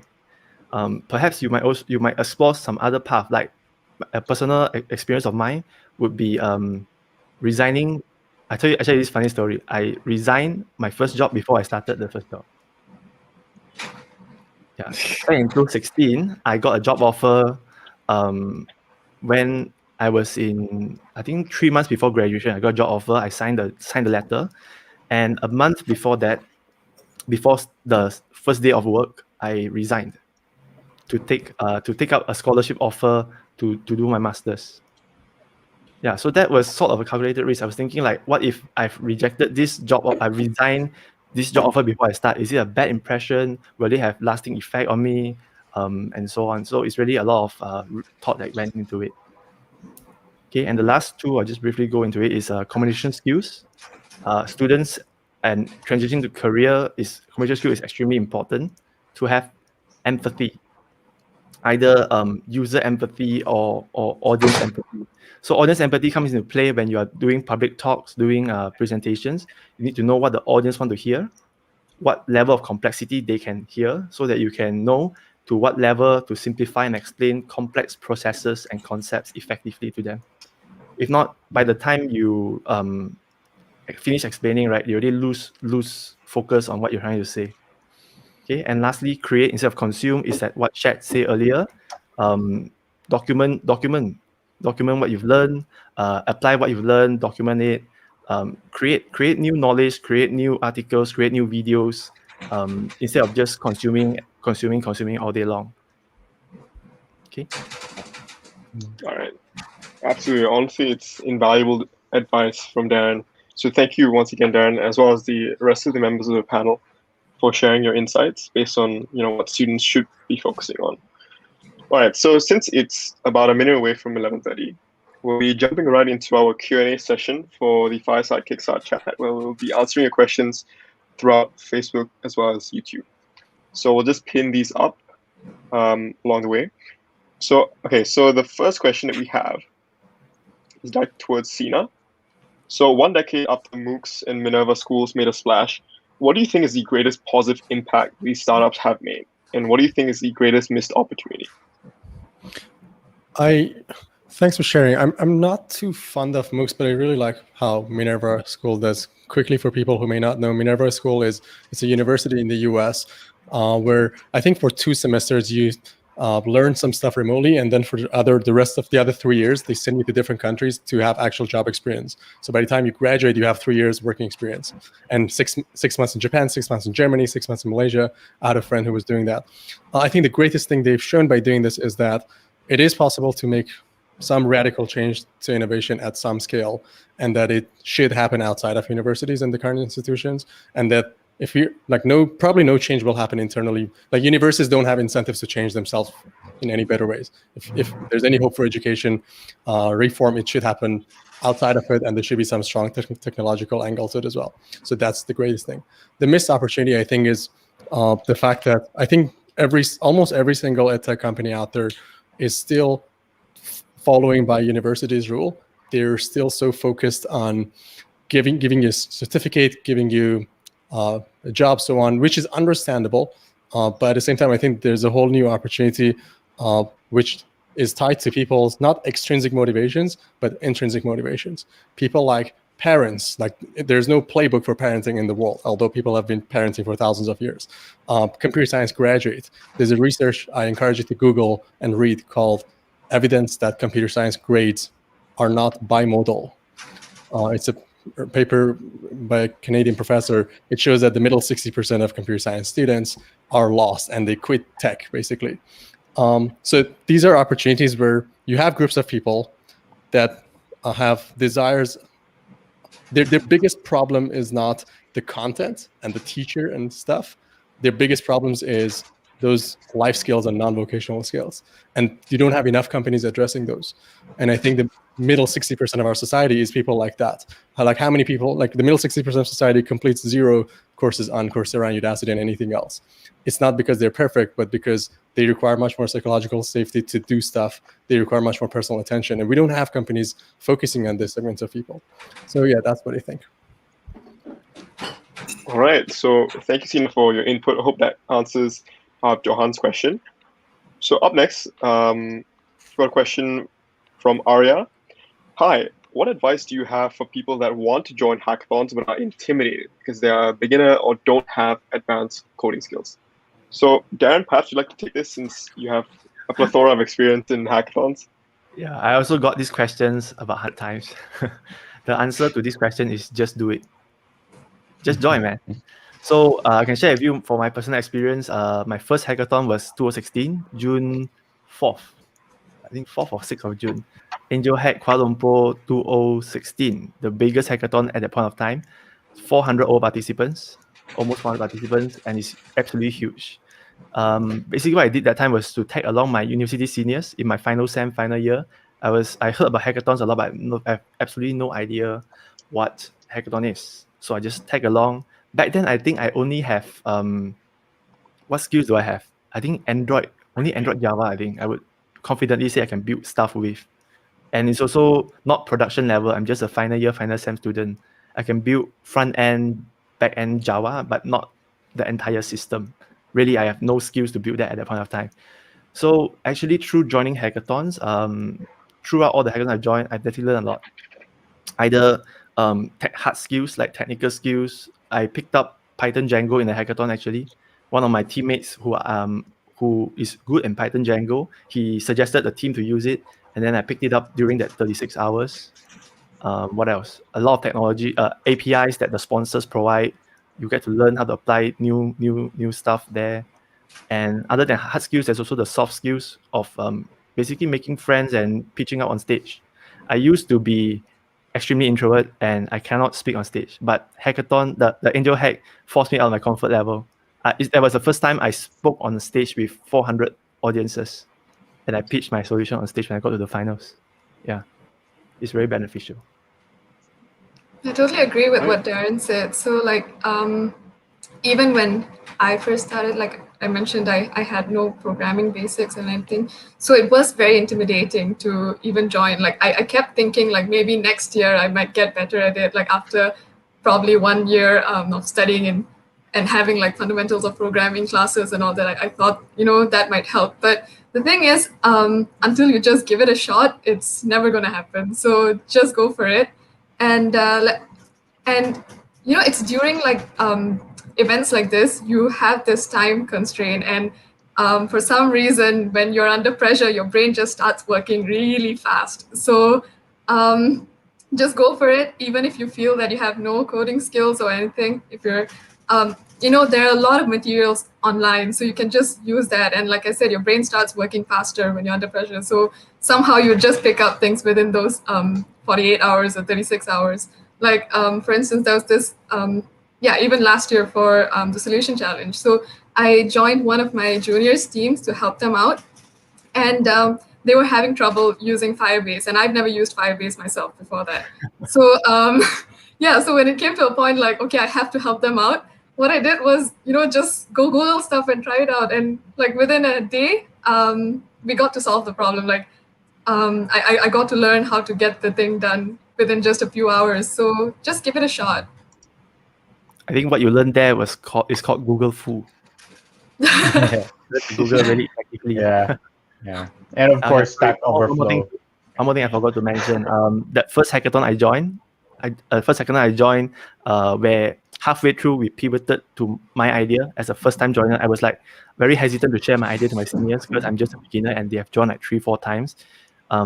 Just by pivoting to a different idea in that 24 hours, and my first ever hackathon with basically very little minimal skills. I got finalist top 12, and my team got finalist top 12 and number 3 for the big data category. So you might never know. Just join it. I have a little something to add here too when it comes to first-time hackathon joiners, especially if you're, I guess, the middle 60% of students who are, you're smart, but you may not be that confident and you have never joined one before. The difference between you and the ones who are actively going to hackathon is actually most likely not knowledge. It's just, confidence. And you're thinking, oh, I shouldn't join this hackathon because I'm not good enough. But those other students, they're like, oh, I should join this hackathon because I'm not good enough. Like, none of you are good enough. It's just that one is confident to try it and you're kind of scared that you may get judged. My suggestion is just try the first one, because you will see you're not that bad and everyone else isn't that good. And it will inspire you to try until you become that person that inspires other people to show up for hackathons. Very unique advice. I have a blog post on that. I'll share it in the comment section if you want to read more. Sure. Yeah, feel free, Sina. All right, does anyone else have anything to share on this question? If not, then we can just move to the next one. So take that as a no. Okay, so the next question would be directed to Jecelyn, I assume. So how do you become a Google developer expert, and does becoming one add value when applying for jobs? Okay, so how to become one? I actually have a whole blog post of that. So there are various ways that you can become one. So the number one thing that you need to become one is to become a community contributor. So either you are giving talks on some of the product or some of the technologies that GDE, so Google Developer Expert, have category on, for example, Android, web, and stuff like that. So you can check, later I will share the website, you can check the information of that. So you can be a speaker, or you can write a lot of articles, you can build workshops. There are various ways that you can get to become a GDE. And whether it will become one add value when you apply for jobs, I would say that the GDE give me some networking opportunities, which I know there's a lot of opportunity out there. There's a lot of way I can explore it, but not adding value when I apply for the job. But GDE let me know that there are such jobs that I can apply. So when I go through the applications, for example, even when I join Google, the GDE thing is not a plus, because I still go through like coding interviews and algorithm questions, things like that. There's no discount for me. So it's not added value per se, but I think some of the company will appreciate your community contributions. Yeah. Yeah, All I agree right, on that. Just probably just to add on, Jecelyn. So yeah, you should really help find a way how you can support the community, developer community, to be exact. Contribute in some of those discussions online or even offline events as well. That's possible. We've had a lot of industry experts who have been doing different talks and events, but aren't really didn't really sign up for GDE program. But if you believe that you have the edge to really become an influencer of that technology and really share more how they can use and utilize that technology as a primary skill, then you can apply GDE. You can explore it directly on developers.google.com/Google Developer Experts program. Check it out. And if other ways, you can also connect with the local Google developer group, and also probably the DSC community as well, just to ask if you're interested to sign up. So we can connect you to the right people, and we can send you this form that you can fill in as well. Yeah. Right there, Jecelyn also shared the blog post. Cool. All right, thank you, Shad and Jecelyn. I hope that answers your question, Yasser. Okay, so the next question comes from Chi Kong. On the topic of how university isn't preparing us for the working world, yet the industry expects at least 1 to 2 years of experience for a fresh grad. Wondering what everyone's opinion is on this. So if anyone, let's start. I think I can. Okay, go ahead, Jay. Okay, Jecelyn, you can go. Okay. So when the industry say it's expect you to have 1 or 2 years as a fresh grad, I think you can still proceed to apply it, because there's a lot of job. For example, where even like senior software engineer, when they say they need 10 years experience, but not necessarily you need to hit 10 years in order to apply that. So you can apply the job and then just see how you perform. So if you know that your interviews it's not going good, then it's fine. Then you go to it, apply for another job, because you know that from the first interview, you know that what are people expect. For the people who have 1 or 2 year experience, what are the questions they're asking about? Then you know how much you are not enough. Let's say you fail the interview, then you can work on that and apply the next one. Yeah. I can add on to that. So I was able to talk several times about this topic with students, and most of the time I said just apply. Another way that you can be prepared about this is build something, create a little bit of a portfolio of a test project that you have done that you can showcase and focus how you did it and the process that you've done on that. And actually, that's where most of the employers will probably highlight you, especially for fresh grads. Rather than focus on, let's say, on your CV or your resume, since most of you don't really have that huge experience, focus on the portfolio side, the projects that you have built, that probably your thesis, you can highlight that, or the final year project. So just share more on how you did it, what technology you've done with it, and or to do that, and that will really help you have a little bit of an edge as well. So. Yeah, thinking of this thinking of an analogy a technical guy can understand. Imagine your years of education. Okay, this is an array representing your years in education, and this is another array representing the years of experience, rather working experience needed. You just need to at that middle point. You just need to, if it needs 2 years experience, you just do an array -2, where you start 2 years earlier. Does that make sense? So what does that mean? Is like what the previous 2 speakers have mentioned. Start your portfolio early. Start work on projects on your side, either freelance or even for fun projects. Document them in the portfolio deck. I find that very helpful even for my interviews in the past. Prepare a portfolio deck. If you don't have a website with you, no problem. Just prepare a portfolio deck where you showcase and explain what projects you've done in detail with the screenshots and everything. You can even separate them to paid projects and for fun projects, so people know that people will pay more attention to the paid projects, that you've been paid to do this before. Yeah. All right.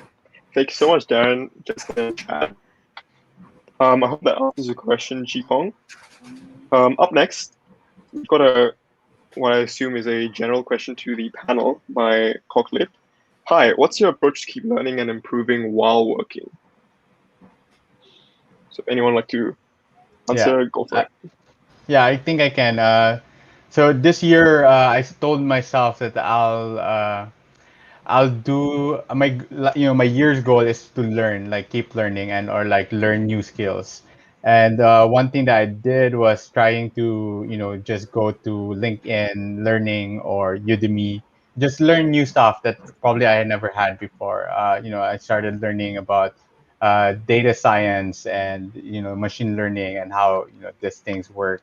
Those things I heard about it, but I never really deep dive about it. So yeah, I think it's being intentional about you learning new things, new skills, and trying to set a little bit of a time as well. So I told myself I'll do at least 1 hour to 4 hours a week time just to watch these videos and write something about it at the same time on my Notion pad.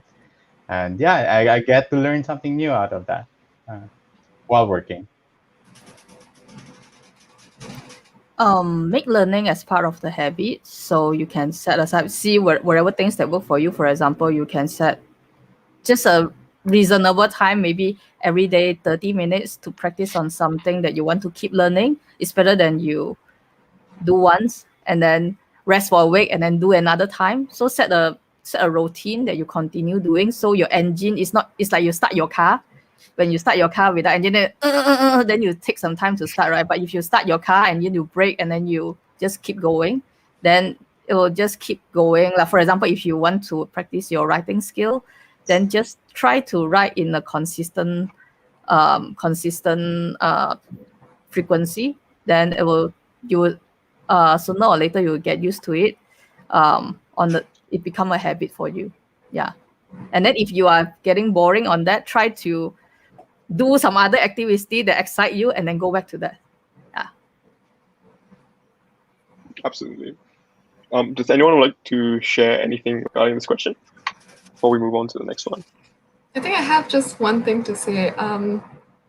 The thing is, like, sometimes when we plan to do something and then we get there, we get too comfortable. We think that's the end goal. I've seen that happen to many people. So I think one thing is to keep reminding yourself that this is not the end goal. Like, there's a lot more, especially when you're just getting started. So keep reminding yourself there's a lot more to achieve. Just because you got your first thing, don't just settle down there. Try to explore new things. So that would keep you like motivated to learn new stuff. All right. Thanks everyone for sharing. I hope that answers your question, Cochlear. Okay, so this next question is directed to Jecelyn.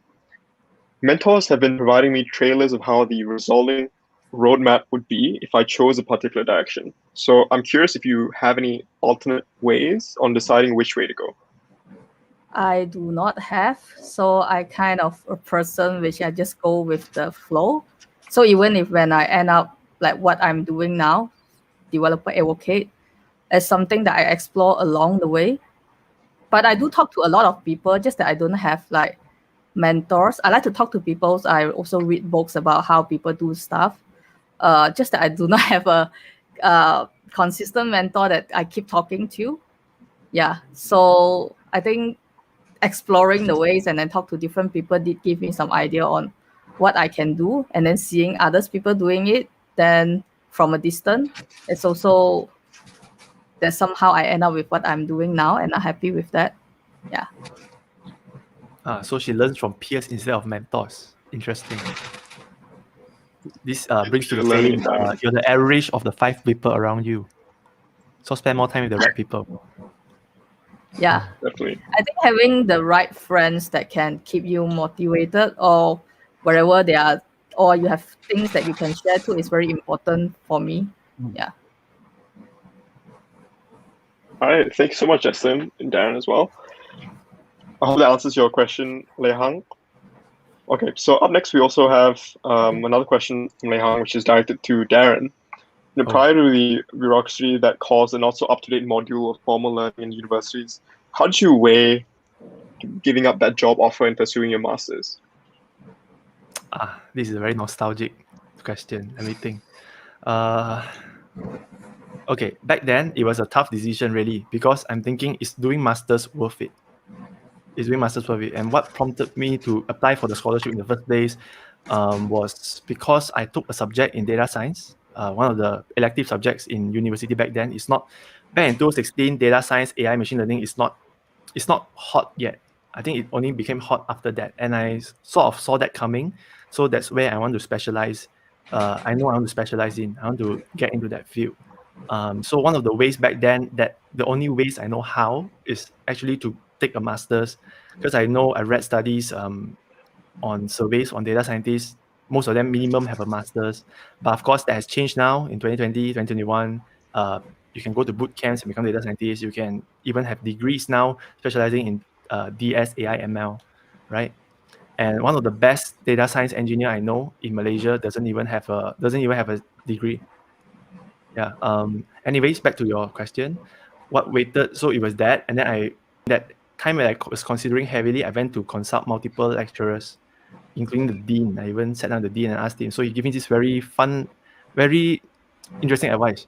He said, if think of the next 40 years. If you just need to take out 2 years out of the next 40 years to finish up your masters, and you have the remaining 38 plus years to work. What's the rush? Right? So perhaps you can take this extra 2 years to take up masters, learn things during your free time. Masters, you have a lot of free time. Trust me. Masters, one of the hardest thing to do is to manage your time and be consistent with your research. And you have the free time to explore things, to learn things, to attend events, to take up freelance projects, and so on. And lastly, look for one more thing. So my job offer back then was, I think I can disclose this, is 3 to 3.3, very low. I mean, back then it was sort of the standard 3K. My master scholarship provided me a stipend of 2.5K per month. So the difference is only 800 ringgit per month. So that's also another factor why I think can give up the job offer lah. So look out for good scholarship and research scholar stipends out there. All right, thank you very much, Darren. Hope that answers your question, Lei Hang. Okay, so I think we have time for maybe 2 more questions since we're actually on schedule. So this next question I'd like to take is by Rashid.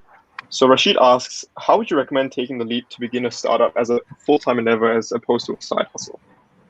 I have some stuff to share on this because I've been thinking about this for the past couple of years. I think halfway through my university, I started thinking, okay, I know I want to start a startup. I know I can't afford it. Not to say I had all the skills, but the main thing for me seemed to be just the financial side of it. So I graduated, getting a full-time job, working for 2 years.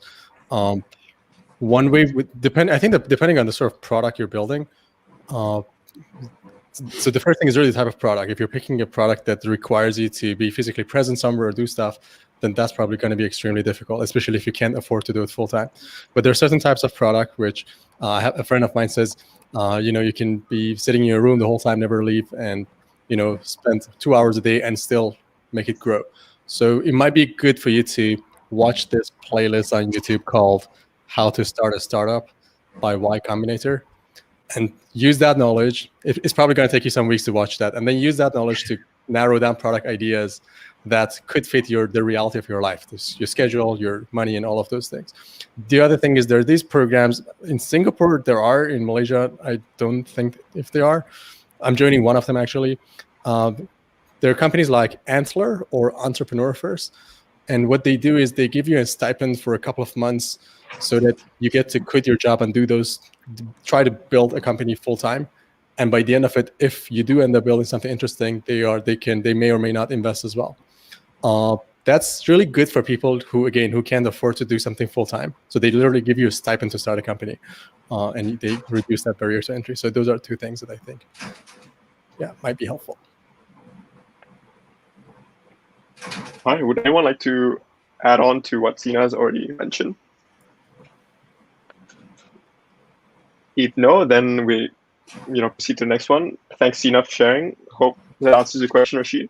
Oops. Okay, so I'm sorry. I'll just add something because I think I might have misunderstood the question a little bit. I won't take too long because he said he actually wants to do it full time as opposed to side hustle. I thought he says he wants to do it on the side while having a full time job. If you want to do it full time instead of side hustle, I think you should list down a list of all the things that block you from doing that in order of difficulty.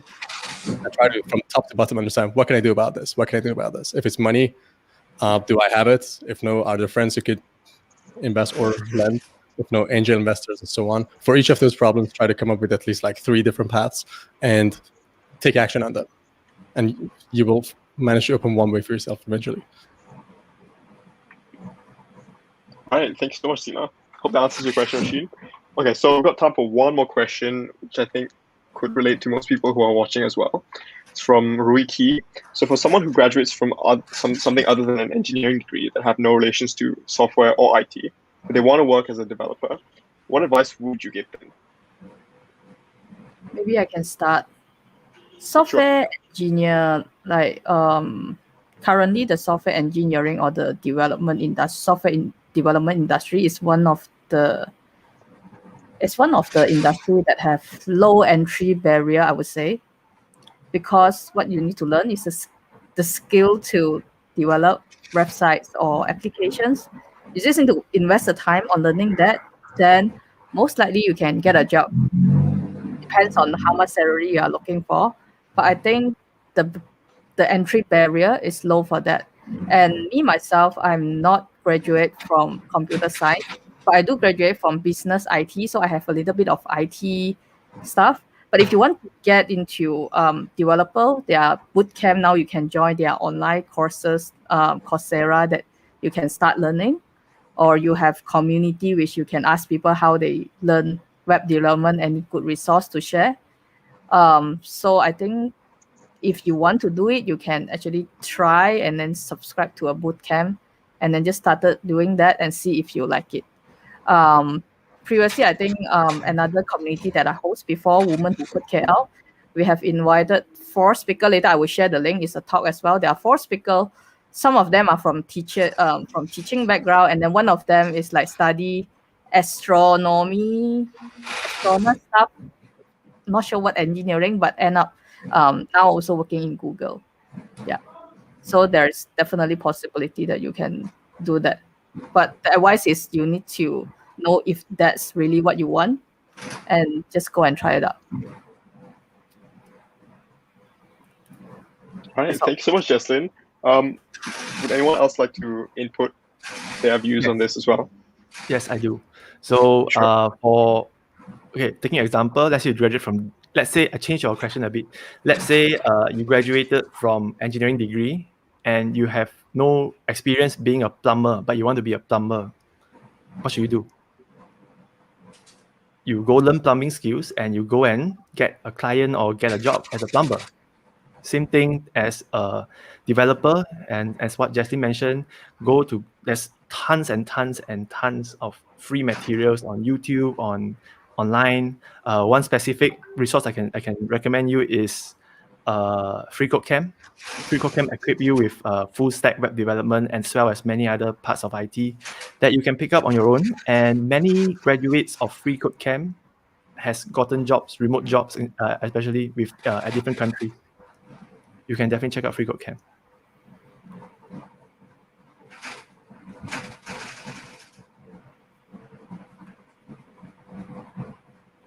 Oops, Daniel. Alrighty, thank you. Yeah.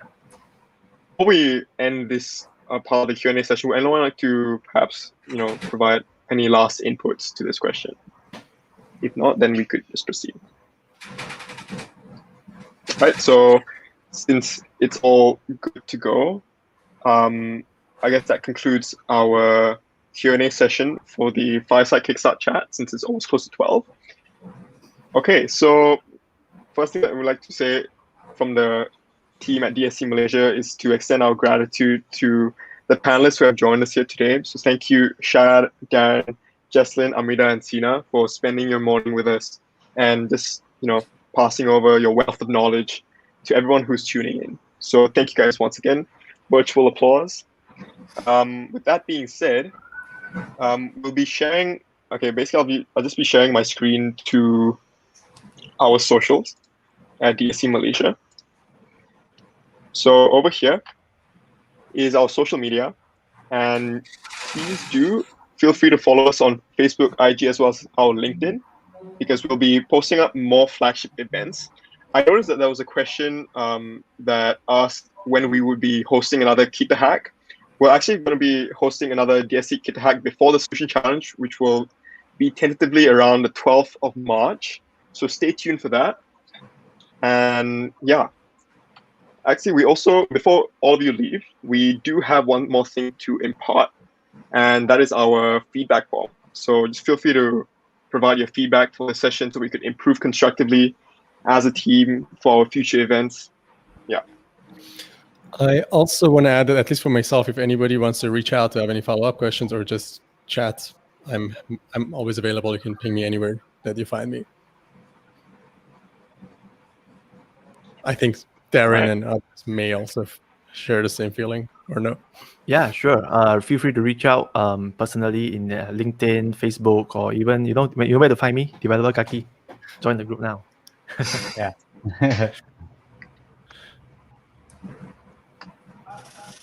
All right, and that concludes our session for the DSC Fireside Kickstart Chat.